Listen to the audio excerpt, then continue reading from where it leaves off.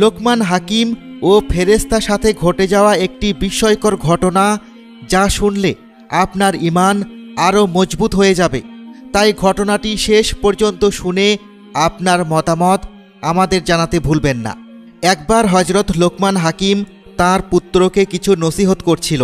তিনি তার পুত্রকে বলছিল সবসময় ধৈর্য ধারণ করবে, ছোট বিপদে হোক কিংবা বড় বিপদে হোক, সকল অবস্থাতেই ধৈর্য ধারণ করতে হবে এবং মনে রাখবে আমাদের উপর যতই বিপদ আসুক না কেন সেগুলো আল্লাহর পক্ষ থেকে আমাদের জন্য নিয়ামত। তখন তার পুত্র উত্তর দেয়, বাবা আপনি কি বলছেন এসব?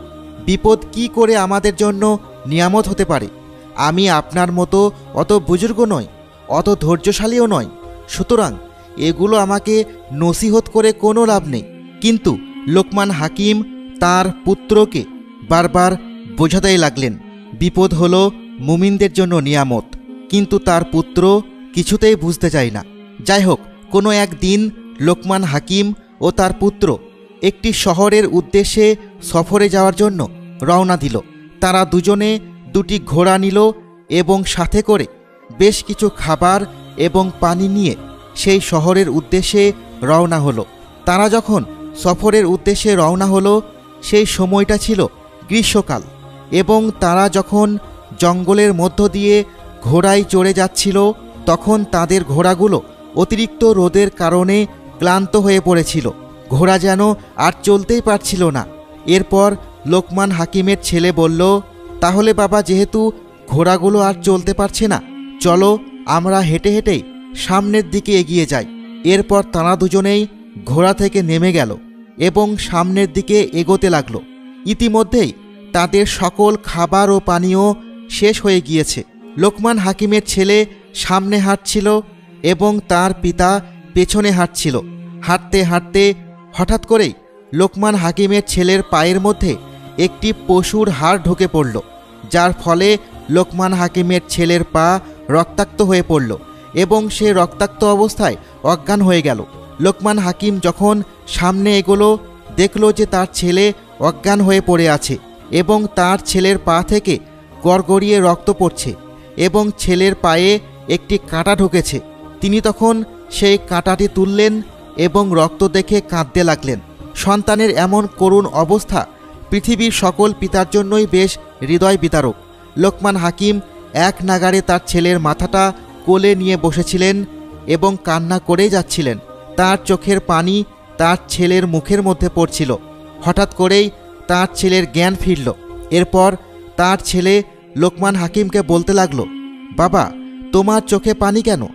তুমি তো বলছিলে বিপদ আমাদের জন্য নিয়ামত, তাহলে এ কেমন বিপদ? তুমি নিজেই চিন্তা করে দেখো। দেখো না, গ্রীষ্মের এত রোদে আমাদের ঘোড়াগুলো চলতে পারছে না, আমাদের সকল খাবার শেষ হয়ে গেছে, আমরা আমাদের শহরের উদ্দেশ্যে রওনা হতে পারছি না, আর এর মধ্যেই আমার পায়ে একটি কাঁটা আটকে পড়ল, আমার পা থেকে রক্ত বের হচ্ছে। তুমি কি এখন বলতে পারো এগুলো সবই কি আমাদের জন্য নিয়ামত? তখন তার পিতা বলতে লাগলো, আমি তোমার জন্য কান্না করছি কারণ তুমি আমার সন্তান, আর কোনো সন্তান যদি বিপদে পড়ে পৃথিবীর প্রতিটি বাবারই চোখেই পানি আসবে, এমনটা স্বাভাবিক। আর এসব কিছুই আমাদের জন্য নিয়ামত, হয়তো আমরা কোনো বড় বিপদ থেকে বেঁচে গেছি। এরপর লোকমান হাকিম দেখল দূর থেকে একটি ছায়া দেখা যাচ্ছে এবং কোনো এক অজানা ব্যক্তি তার সামনে আসছে। তিনি মনে মনে ভাবলেন, হয়তো কেউ আমাদেরকে সাহায্য করার জন্য আসছে।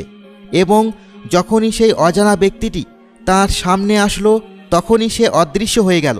এরপর হঠাৎ করে গায়েব থেকে আওয়াজ আসছিল, তোমাদের কি হয়েছে?